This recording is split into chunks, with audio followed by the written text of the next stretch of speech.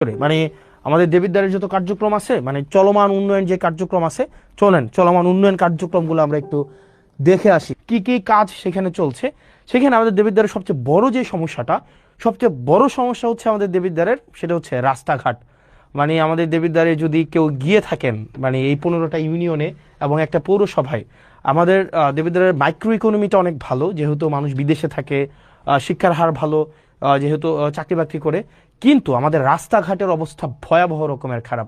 প্রত্যেকটা ইউনিয়নের রাস্তা খারাপ, প্রত্যেকটা এবং পৌরসভার রাস্তা খারাপ। চলেন বর্তমানে কি কি কাজ আমরা চলমান রেখেছি এবং এই কাজগুলো কে করছে, এতদিন কিন্তু আমরা জানতাম না। আমরা এখন দেখব কাজটা কোনটা চলমান আছে এবং টোটাল এই যে রাস্তাঘাটগুলো যারা করছে। রাস্তাঘাট মূলত দুইটা প্রশাসন করে, একটা হচ্ছে এলজিইডি আর একটা হচ্ছে রুটস অ্যান্ড হাইওয়ে। আমরা আসলে প্রশাসন কিভাবে কার্যক্রম পরিচালনা করে এই জিনিসটা আমরা মাঝে মাঝে বুঝি না।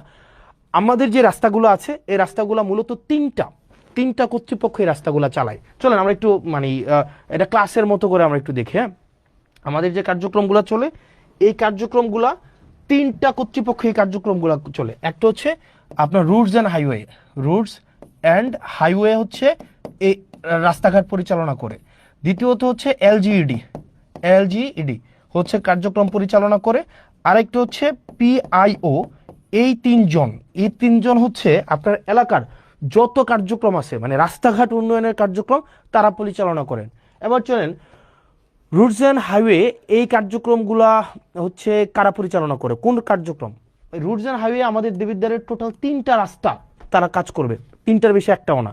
রুটস অ্যান্ড হাইওয়ের আন্ডারে আছে তিনটা রাস্তা। এক নম্বর রাস্তা হচ্ছে যেটা আপনার ওই যে আপনার কুমিল্লা সিলেট যে মহাসড়কটা, এটা হচ্ছে রোডস অ্যান্ড হাইওয়ের আন্ডারে এবং এটার কাজ চলমান আছে, এটা আপনারা জানেন।